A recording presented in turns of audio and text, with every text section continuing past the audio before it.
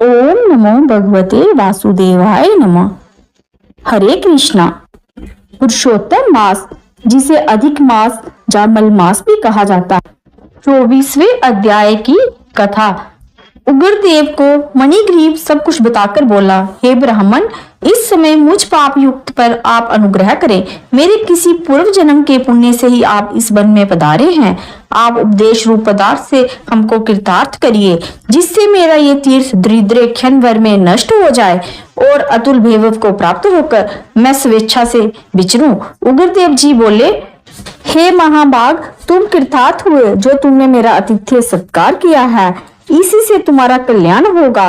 बिना व्रत, बिना तीर्थ, बिना दान, बिना परिश्रम तेरा दरिद्र नष्ट हो जाएगा। ऐसा ही मैंने निश्चय किया है। इस मास के आगे तीसरा मास पुरुषोत्तम मास है, इसलिए तुम दोनों स्त्री पुरुष यत्न के साथ श्री पुरुषोत्तम मास में भगवान को प्रसन्नता के लिए दीपदान करना, जिससे तुम्हारा कल्याण होगा, जिससे तुम्हारा ये दरिद्र मूल सहित नष्ट हो जाएगा। तिलों के तेल से दीपदान करना, ऐश्वर्य होने पर घी से करना। इस समय इस वन में बसते हुए तेरे लिए दूसरा कोई उपाय नहीं है। अगस्त्य जी बोले, इस प्रकार कहकर श्रेष्ठ ब्राह्मण दोनों हाथों में मुरली लिए हुए श्री कृष्ण भगवान को स्मरण करता हुआ प्रयाग की तरफ चल दिया। 2 महीने व्यतीत होने पर जब श्री पुरुषोत्तम मास आया, तब गुरु भक्ति में तत्पर दोनों स्त्री पुरुष उस मार्ग में दीपक दान करने लगे।